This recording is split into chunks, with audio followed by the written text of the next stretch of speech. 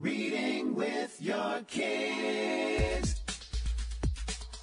Hola, niho, konnichiwa, assalamu alaikum, shalom, mahaba, moni muli wanji, namaste, jumbo, bienvenidos. Hi, my name is Jed Lee, and this is the Reading with Your Kids podcast. We are coming to you from the beautiful neighborhood of Reedville in the southwest corner of Boston, Massachusetts.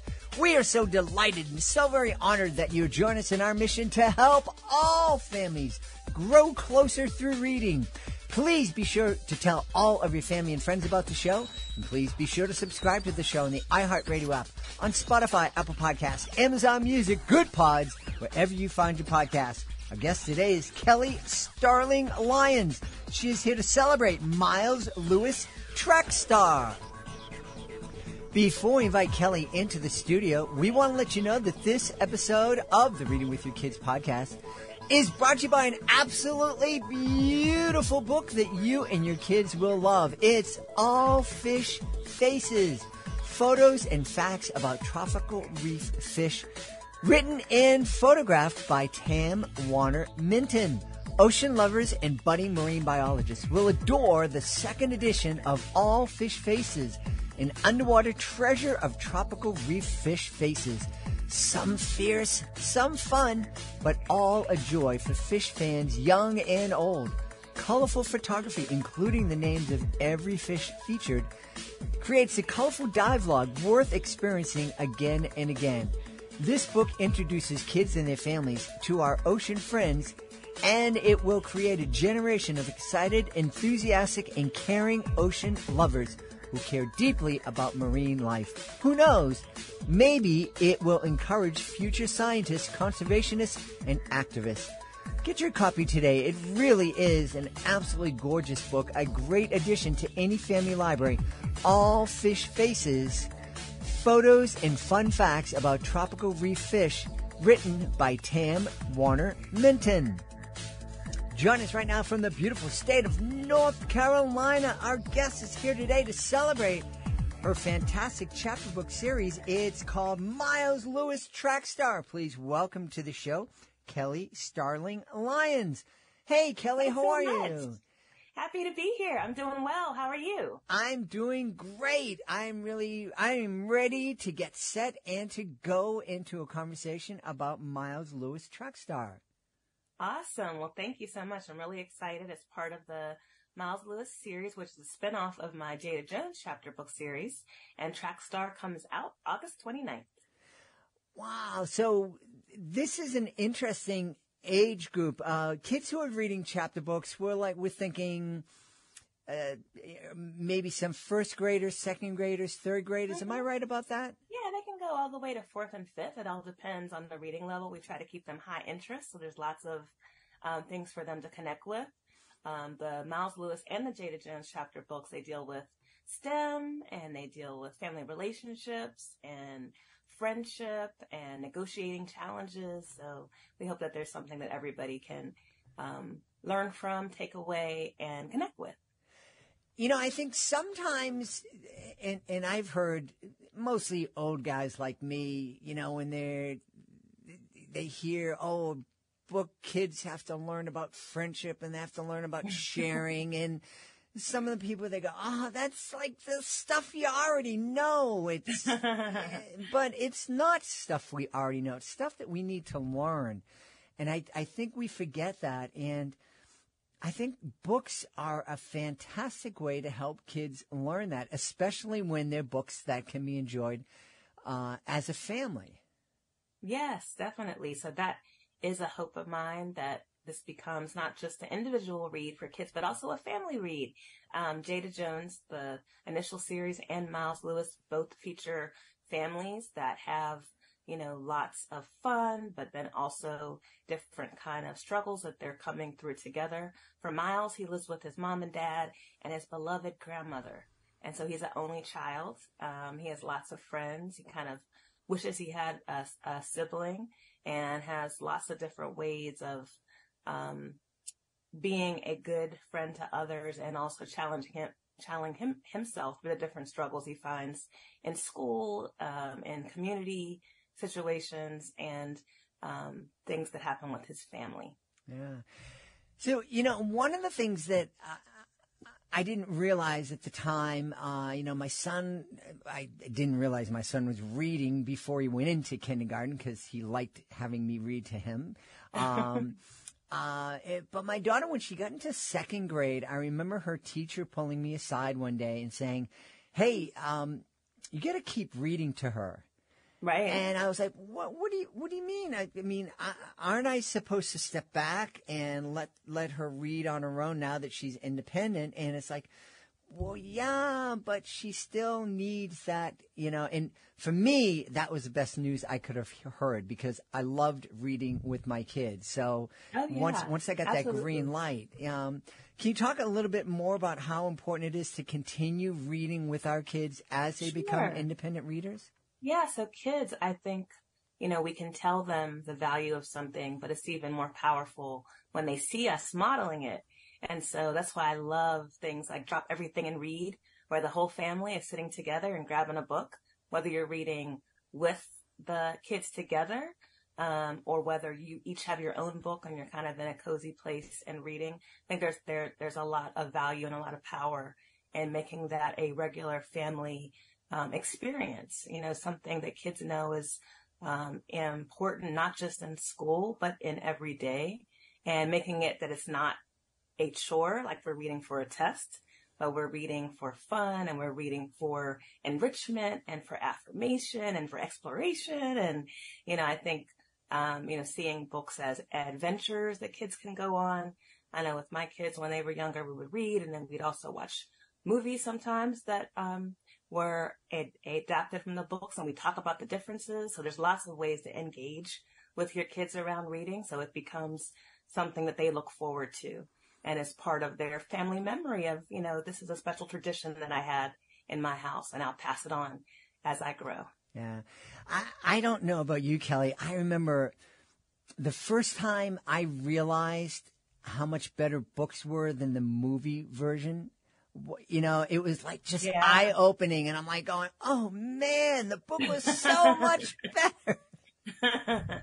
Definitely. I mean, there are definitely, benefits of each, but that's why I think it's really fun, because sometimes today's kids are sometimes more visual and more tech savvy than we are from the past. So it's cool to read a book. And then if there are, in the case of chapter book series, sometimes there's games online, there's printables you can do, ways to extend and enrich what they've learned. And then with, media opportunities, you can talk about, how was the character portrayed in the book? How was the character portrayed on screen? Which one did you find was deeper or richer? And I think that just is a great way of sparking conversation around, literature and media of different forms. Yeah.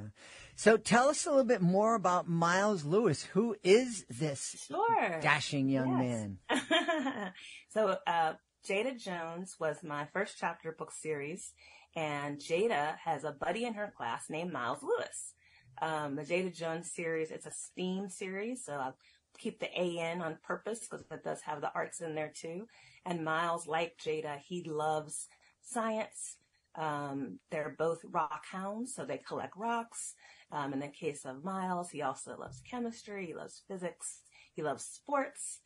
My wonderful editor, Renee Kelly, offered me the chance to do a spinoff of a character in the book. And I thought about Miles because they're both in third grade. And they're both in fourth grade. And Miles is there through most of the books as Jada is kind of navigating different challenges. And when I've gone to schools and talked to different kind of community groups, a lot of people have wondered more about Miles's background. So I thought that would be fun to get into his world and be able to see the classroom from a different side, from a different character.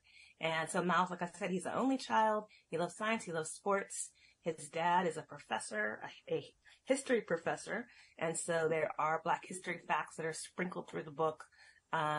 His Nana is one of his favorite people. There's a lot of things about intergenerational relationships.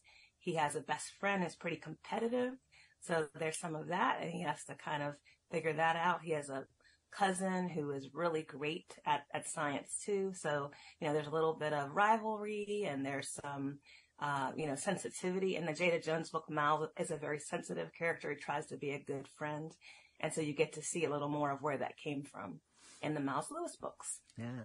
I'm curious. It's wonderful having this podcast because I get to ask a lot of dumb questions, but I get to ask a lot of questions. No dumb questions. Well, you haven't heard all my questions yet, but I love asking authors about their process and how they write. And I'm curious, since Miles was such an important part of your original series, was his backstory already fleshed out, and did you know everything there was to know about Miles as he was being portrayed in that first series, or did you learn more about Miles as you started writing this new series?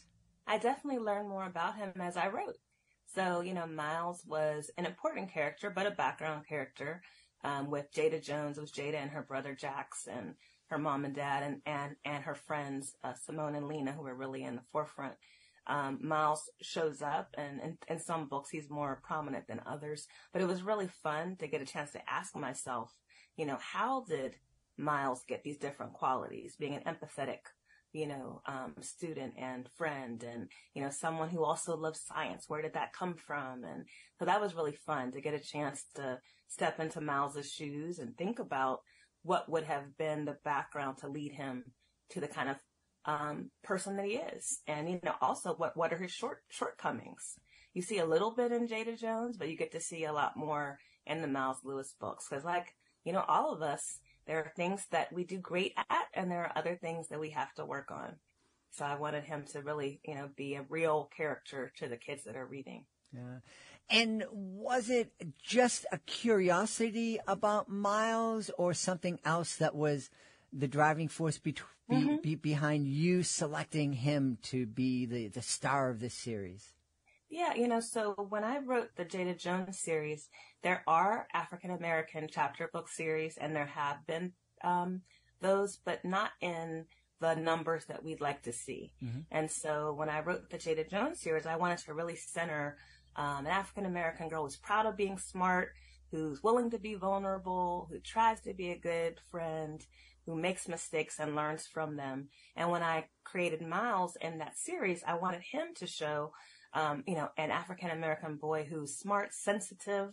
I think sometimes in the media, some stories don't portray Black boys as being as, loving and kind and wonderful as they are. So I wanted to definitely highlight that in the Miles Lewis series. And I also wanted to show that, along with, having more Black girls centered in chapter book series, we need to show Black boys as the stars and heroes of series too. And we can definitely have, more of those. And I hope there will be a lot more going forward. Yeah. It's interesting. You said one of the things that you wanted to celebrate in Jada was the fact that she was proud of being smart. Why is that important isn't that just a given? Isn't everybody proud to be smart? I mean, I always wanted to be, I just never was.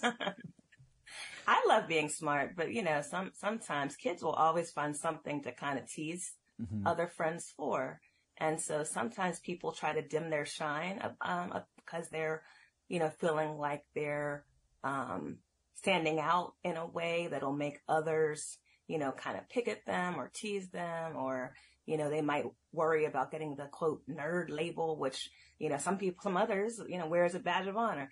So I just wanted to just let everybody know that it's great to be yourself. And the other characters, Lena and Simone in the Jada Jones series, they're smart too, but they also shine in different ways, in double dutch and in acting. And so I just wanted to, showcase different talents and let everyone know that it's, great to show who you are and stand proud and tall in, what you stand for and what you love. And that's the same with Miles Lewis too. I think that for Black boys, sometimes there's an extra, kind of pressure to be a little cool. Some, there's kind of like this outside expectation of them being cool versus just, if they love to be in the chemistry lab, mixing it up there, and they love that, I think that's something to be celebrated. We just wanted to make sure that kids can see themselves. Dr. Regine Sims Bishop, everyone quotes her, wonderful study and the name she gave it, mirrors, windows, and sliding glass doors. Speaking about books as windows, you can see in other cultures, sliding glass doors where you feel like you're part of the world the author is creating, and then mirrors where you can see yourself. And so I wanted to make sure that Black children, kids of color, all kids can see a piece of themselves in the characters that I'm creating. Yeah. And I absolutely love that books like yours give kids a chance to see themselves positively portrayed in the pictures of books. But can you take a minute to talk about, the benefit of a book being a window and giving a kid from a different culture a chance to look in and seeing kids like Jada and Miles succeeding? Oh, definitely. When I think about the community that I grew up in Pittsburgh, Pennsylvania, which is a pretty diverse area where I've lived, in Beachview. It's a mostly white working class neighborhood, but as I grew up, I, had all different kinds of kids in my class. And I think it's great for books to be like friends. So you look in this, you read this book and you see an example of the world that you live in. And if you happen to live in a place that is more monolithic, then you can also see the, beauty of what's out there and find those connections that you didn't realize that were, there, and draw parallels between where you are and the characters in the books. And I think that helps to dismantle some of the prejudices and some of the stereotypes that unfortunately are, part of the world that we live in. Mm-hmm. I think that kids generally are open and loving anyway. And books help with, building that empathy and that, connection between people in different cultures, different places, different races, different religions. And it just helps us become more united as a nation. Yeah, absolutely. Tell me, writing children's books, was that always something that you dreamed of? I always wanted to write. Before I wrote children's books, I wrote for newspapers and magazines. So I told true stories about, people in the world doing amazing things. I was a feature writer. So that's more, where you get a chance to dig deeper into someone's life and you're using more fiction techniques, things that people would think of more with fiction and telling a true story. But when I worked for Ebony magazine, one of my jobs was to select the books to feature. And I started getting some African American children's books come across my desk. And I remember when I was younger, I didn't really see many African American children's books. In fact, I only remember really clearly one, which was Roll of Thunder, Hear My Cry. I was in 3rd grade and I saw it in a book club catalog and I wanted to have it and I brought it home and, it just felt like this was the most special thing to see a girl who looked like me. In the story, she has brothers too, like I do. And, just to really feel seen and feel like your voice matters and your history is important. So when I worked for Ebony and got a chance to choose books to feature, one of the first books I saw was called Something Beautiful by Sharon Dennis Wyeth.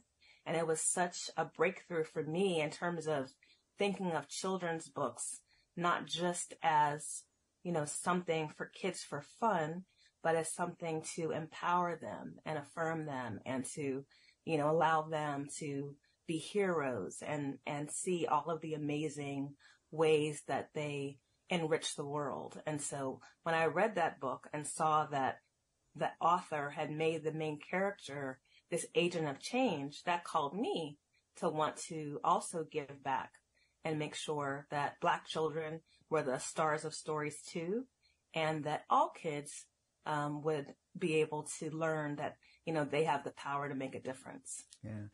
I think that is so very important.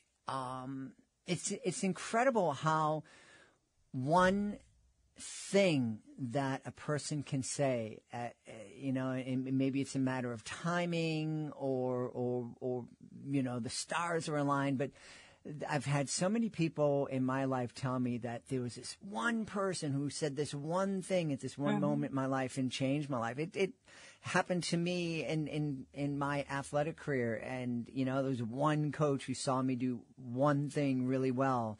And I just embraced that. And so I really hope that parents are listening to this and realizing that, we can be a part of it. Maybe it's a book. Maybe it's something that a character in a book says to our kids, and it's something that we reinforce, and that can really make a difference in our kids' lives.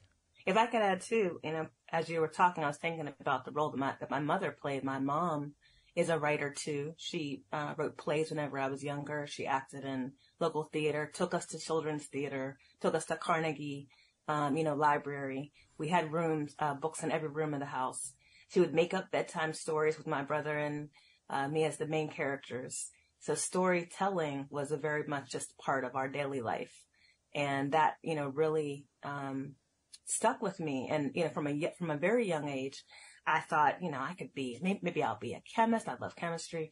Maybe I could be a dancer, but I definitely want to do something with writing.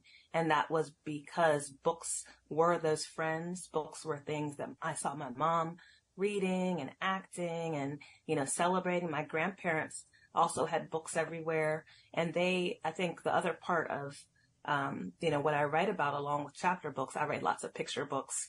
I write, easy readers, and I write non-fiction books.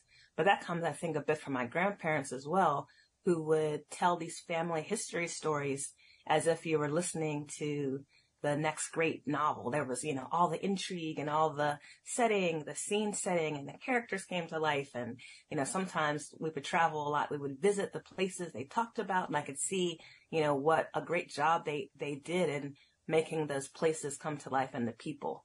And so I think being in a family where you're sharing family stories. I have books that are about recipes too. So family, sharing recipes, sharing pictures, talking about, books that you love, watching movies and, having those conversations as a family. All of those things, you don't always realize that your kids are soaking them in, but they are. Mm-hmm. Not everybody's going to end up with a career as a writer, but they will take what they need from those different experiences, and that will lead them to where they're ultimately meant to go, to their calling. Yeah. I've said here in the podcast so many times, just sitting down and reading a book with your kid and turning to your kid and saying, what do you think about that?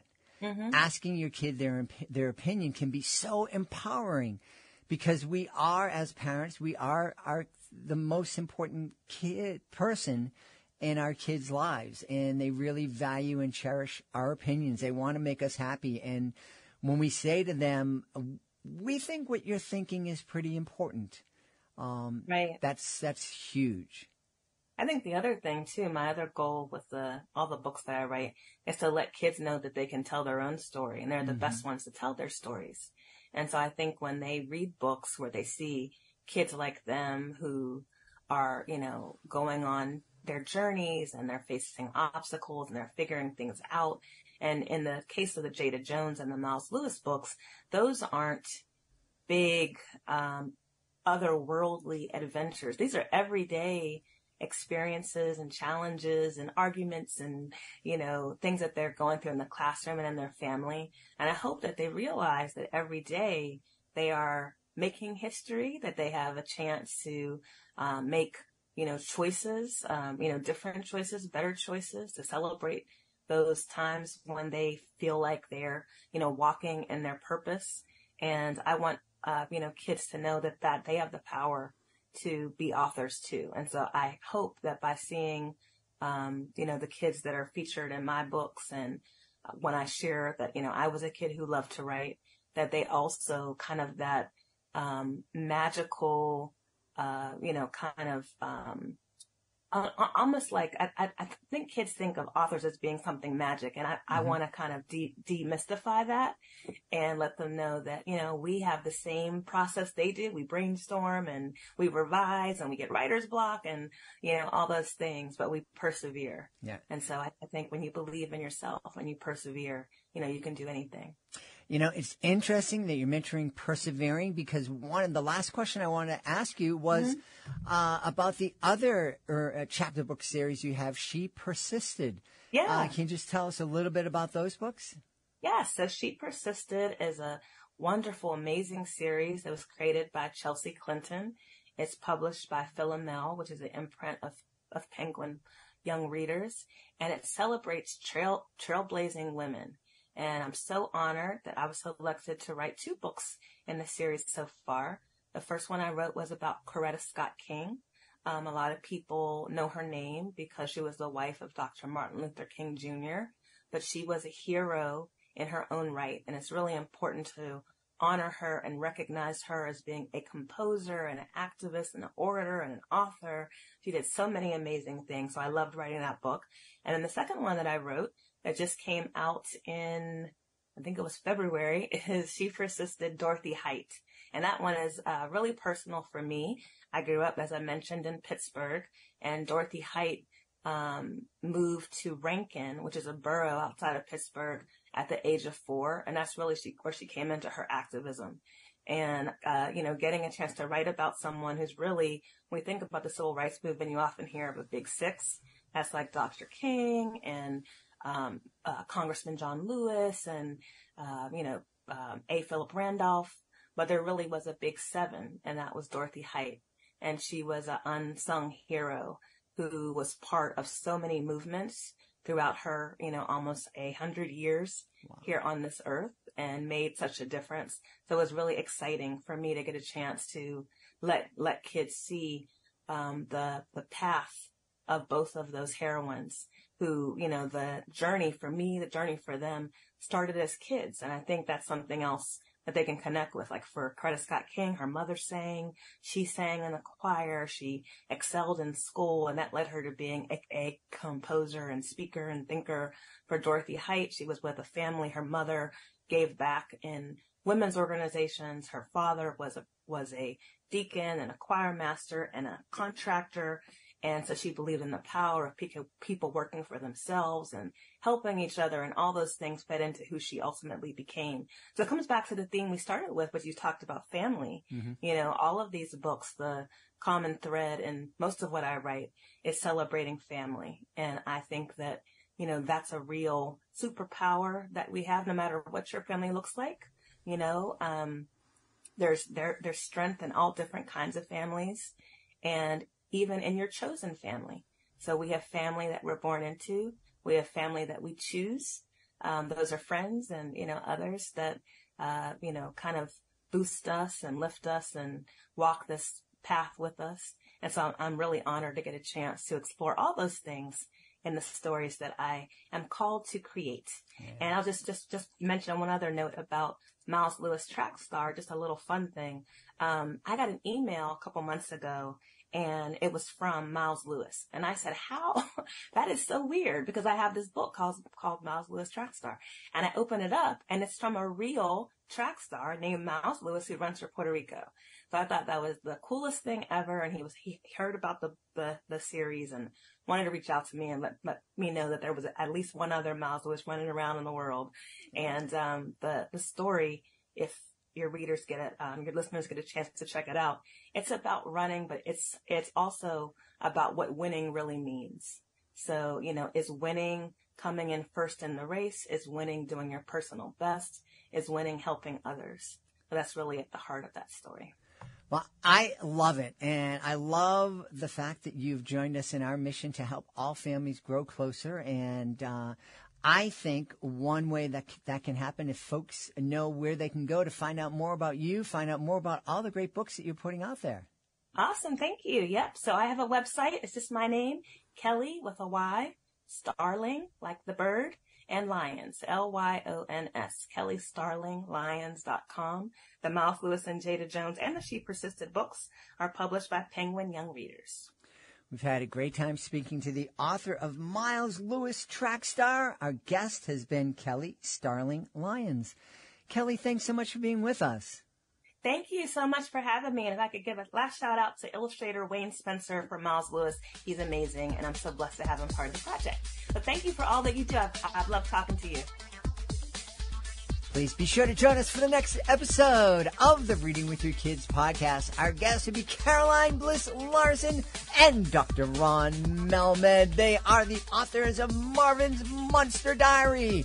Diary number 5 is out. You don't want to miss it. These interviews are always absolutely fantastic. They're lots of fun, but also filled with great information that's really helpful for every family, especially families that are helping to support a kid with ADHD or other types of learning challenges.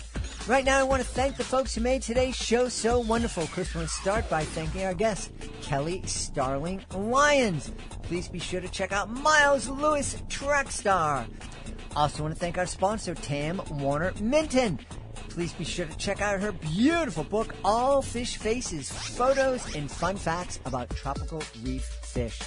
I want to thank my team, Fatima Khan, Rory Grady, Ann O'Leary, Soji Franklin.